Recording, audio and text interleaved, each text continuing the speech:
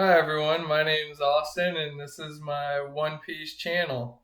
On this channel I'm going to cover some cards and hopefully talk about how you, myself, and everyone can maybe make a little money in this game. I've been watching market watches for a long time. I've watched a lot of good content from a lot of good people. I've put my money into this game. I've made money back. I'm not rich by any means, but what I have been able to do is do something I really enjoy, put money into it, and then kind of make that money pay for the cards that I own. That way, I'm not really putting anything into the game, and I'm making a little side money on top of that. So, if that's something you want to maybe try, then follow along with me. Hopefully, you have success. I'm not a financial advisor, but I love doing this and I hope you do too. If you find any success, then just keep following along. If you don't, then just disregard my channel, move on to the next. Like I said, I'm not a professional. This is just something I really enjoy and I want to help people out. I've been watching it for so long, doing content with other people. I'm like, I know I can do this because I have a lot of good insight into the game. So, first and foremost, let's go to the first page I have open. So I got Trafalgar Law. The reason he's on my screen right now is we all know the Treasure Cup just happened over this past weekend, and the winner of that tournament had a Trafalgar Law deck. So let's look at that. So a deck just won. So most people, when they see a winning deck, they want to have those cards, which gives a card like Trafalgar Law the chance to go up. It's the highest rarity, it's the altar art, so people are going to want this card. But that comes along with something else, which is the reprint wave that could happen as soon as I've heard March, maybe even April. So you got two things kind of colliding with each other here. You have a winning deck, people are going to want those cards, but they also know reprints are coming, so it's kind of like, what do they do with their money? This is my thought on it, is we know Trafalgar Law has some play in the next format, and we know a rewave is coming. I think you could put your money into this card, and in the near future, it could lose a few dollars, but I think there's an opportunity for gain here as well. This is one of the cards that I'm least sure on, but I did just want to bring up the point that anytime a deck wins, people are going to be looking at that deck and they're going to be putting money into that deck's big cards or high rarity cards. Trafalgar Law is one of them. It's something to think about. There's other cards in this deck that have high rarities, altar art, so you can kind of look at those too. I just really want you guys to just be thinking that way, like, oh, winning deck, altar arts, higher rarity, harder to get, right? If you get the more common versions, once those are reprinted, there's more out there and they're not as valuable. So, just my first point I wanted to make out there. Second card I have, second tab. We got Sunny Kun, I believe is how you pronounce it. So watched a lot of competitive One Piece, a lot of channels. From what I've seen, even in OPO2, is that this card starts to come into play with the new Zoro decks. And on top of that, you have a promotional card. Anytime something's hard to get, it's worth money. It's that simple. So when I hear that, when I see that, when I'm like, oh, Sunny Kun's in the new format, and it's a promotional card, which already makes it a little bit more challenging to get, that's something I'm immediately looking at. So I see 844 for One Piece. It's on the cheaper side of things. We've seen how expensive One Piece can get. I think I'm looking at this and I see a great buy. Again, it's up to you, but this card screams to me that something's coming as far as a price jump. On top of that, if you're playing red, it's something good to have. So I mean, what are you going to lose? $8 at the end of the day if you invest into it? The upside for me personally is much bigger than the loss. Like, okay, you buy a complete set, you're looking at 816, you got $32 loss just like that. Like, okay, plus a couple cents. Or I think the jump is much higher and you get to play the cards on top of that and enjoy it. Again, that's what my channel is about. I love these cards. I'm going to enjoy them either way. But I look at something like this and I think, hey, a little chance for extra side money, definitely. All right, I brought up Zoro because I think this is another card that we look at. It's not the highest rarity. Nope. This is the original super rare. I think it can maintain its value. I brought him up because he's good in the next format. I think there's a little chance for jump.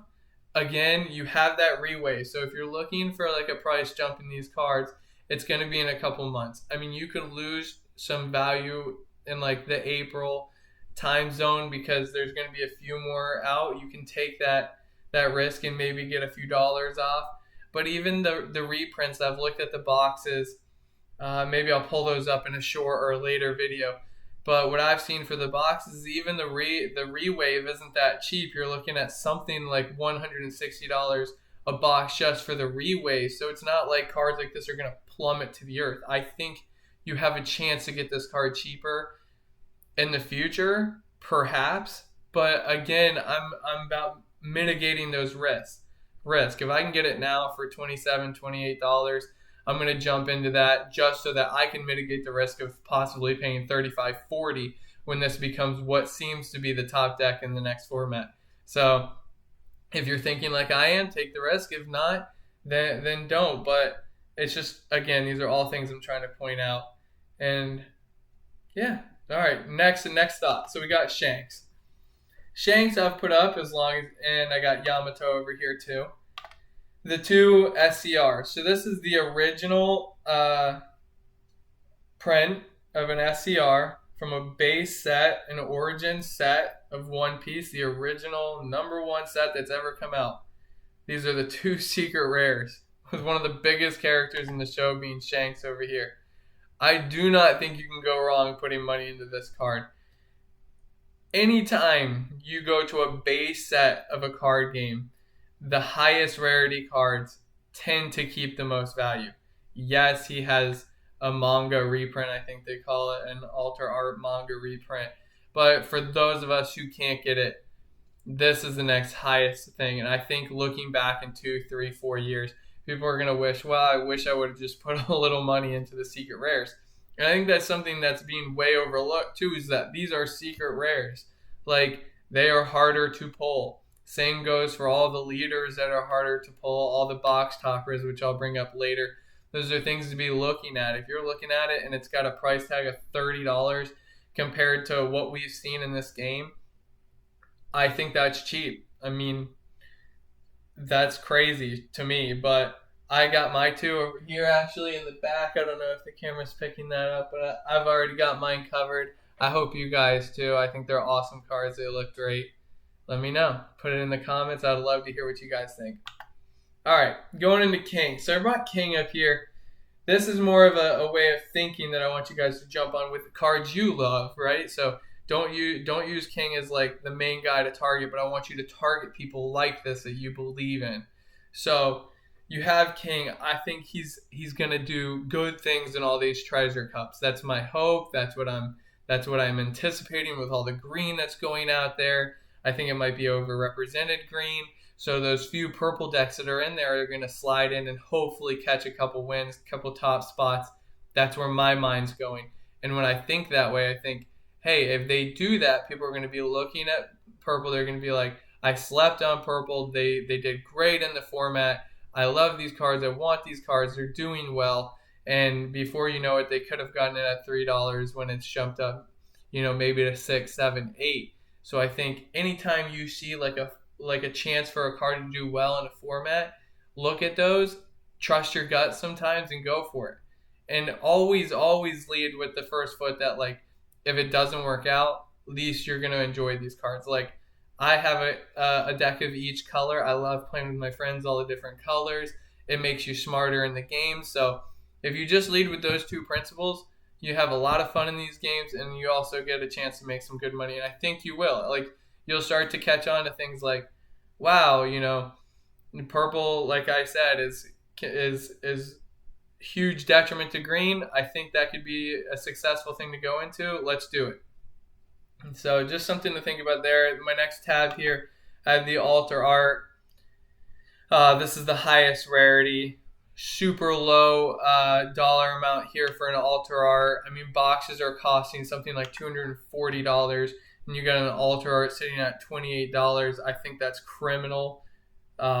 Just compare those sometimes. Like like how hard something is to get compared to its price, and comparative to the box's price as well, that's huge. I mean, you're lucky if you get, you do get one altar art in a box. So it costs you $240 to potentially maybe pull this card. And you can get it for $28. You can get a play set of these for less than what a box would cost you. So those are just some things to think about. I think it's a great buy. Next, I'm just going to call him Nico. We got the box topper. So you get one box topper a box. You're sitting at $11 for a deck that's meta in the next format.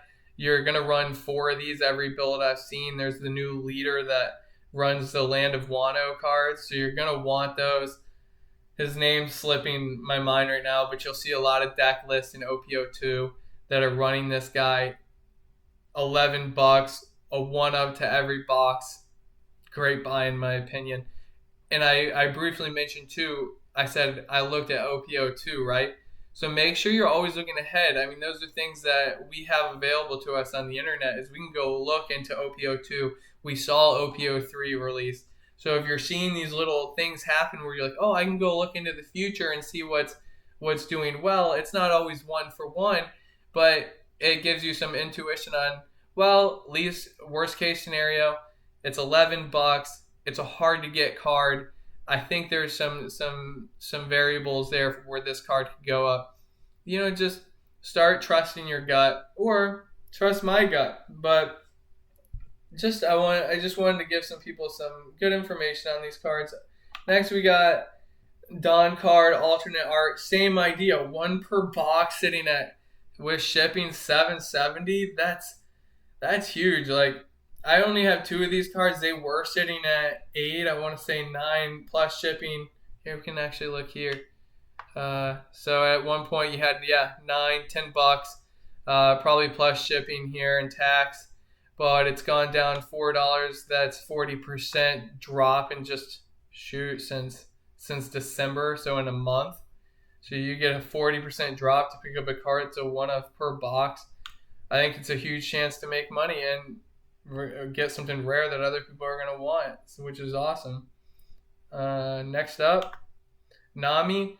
So I wanted to bring up the idea too. Last card I have up here is the idea of penny stonks, right? So Nami, we know that she is using every single red deck. Her effect is bonkers, right? So you got a card like that sitting at $282. You can go to some of these sellers and see that they're selling 2-ofs that like mitigate the shipping. So for instance, on this one, you could really get 2 of them for $5. So you can kind of do it that way, where you find sellers that have multiple copies, like this guy. That's a huge, the Gotham corner, but he's not 100%. So buy with your own risk, but 99.2, it's not the worst. But just something to think about is like these well-used cards where you come back in a year from now and you're like, man, this card is a staple in every single deck. And I think those are some penny stonks.